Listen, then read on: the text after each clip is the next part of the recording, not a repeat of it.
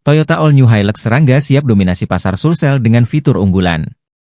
Toyota All New Hilux Serangga resmi diperkenalkan di Kota Makassar melalui seremonial peluncuran yang digelar oleh PT Toyota Astra Motor, TAM, dan Kala Toyota di Atrium Mall Ratu Indah, Mari, pada Sabtu, 19 Oktober 2024. Event bertajuk Pesta Rangga ini menjadi ajang bagi Toyota untuk menunjukkan komitmennya dalam menyediakan kendaraan serbaguna yang mampu mendukung kebutuhan bisnis di Sulsel dan seluruh Indonesia.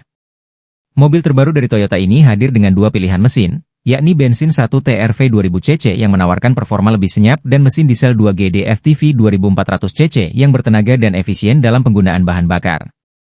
Kehadiran All New Hilux Serangga diakini mampu memperkuat posisi Toyota di segmen mobil pick-up berdaya guna. Direktur Marketing PT Toyota Astra Motor, Anton Jimiswandi, menyatakan optimismenya terhadap respon positif dari masyarakat, termasuk di Sulsel.